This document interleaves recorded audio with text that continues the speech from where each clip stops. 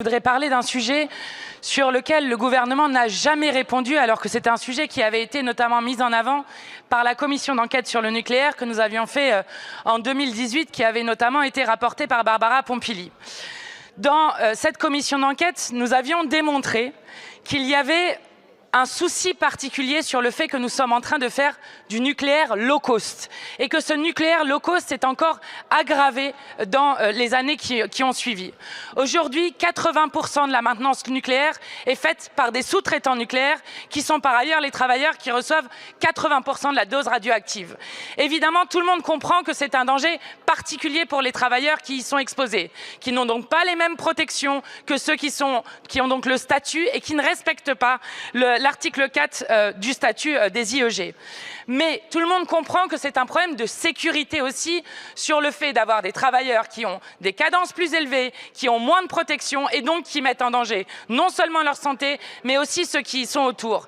Et à ce moment-là, je veux rendre hommage à Gilles Reynaud. Gilles Reynaud qui était le président de l'association Ma Zone Contrôlée, qui défendait les droits des travailleurs, qui est mort récemment et qui est un insoumis, qui aurait aimé pouvoir vous dire ici ce que vous êtes en train de faire en relançant ainsi un nucléaire alors que nous n'avons plus les savoir-faire pour pouvoir le faire correctement et dignement.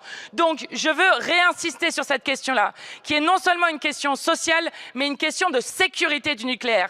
Et vous devriez, monsieur le ministre, apprendre de ce qui s'est passé en 2016, lors de la chute du générateur de vapeur de Paluel, dont on a montré, et heureusement qu'il n'y a pas eu plus de conséquences derrière, dont on a montré que cela venait d'une cascade de sous-traitance qui aurait pu conduire à un accident nucléaire extrêmement grave.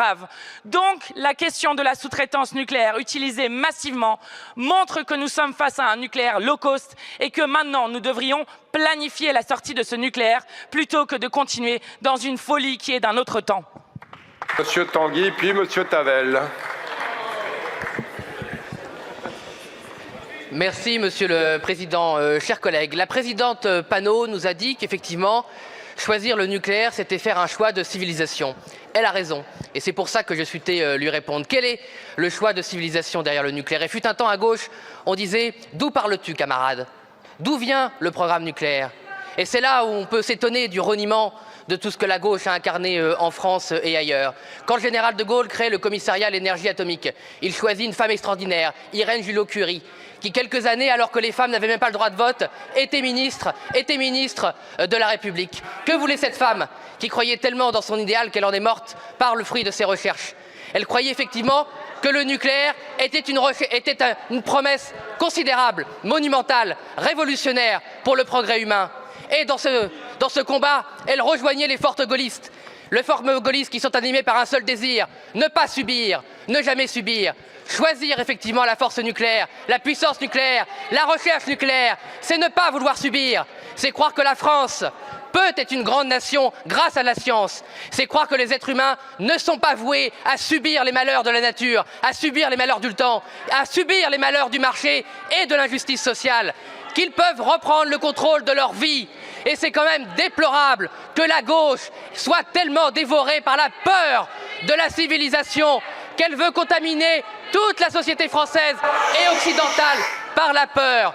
Vous avez peur, vous êtes des fanatiques de la peur. Et comme tous les fanatiques, vous voulez que la société entière ait peur. Eh bien nous, au Rassemblement national, nous n'avons pas peur.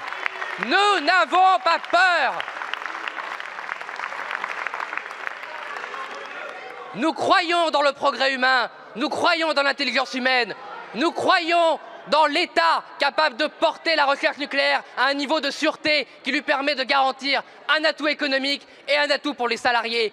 Qu'allez-vous dire à vos électeurs? Que la facture va encore doubler, tripler? C'est la promesse que vous pouvez garantir à nos électeurs. Nous promettons aux Françaises et aux Français, quel que soit leur statut social, que leur facture sera divisée par 2. Et en fait, vous êtes jaloux de nos promesses. Vous nous enviez nos promesses, car vous n'êtes plus capable de garantir un seul acquis humain, un seul progrès humain. Vous partagez avec la Macronie le choix de la pénurie, la gestion de la pénurie par l'injustice sociale, la pénurie par la pénitence. Vous croyez que l'être humain doit s'excuser d'exister. Vous croyez que la France doit disparaître pour s'excuser d'avoir éclairé le monde. Eh bien nous croyons, oui, que la civilisation française a une chose à apporter au monde, c'est que le progrès humain libérera les hommes.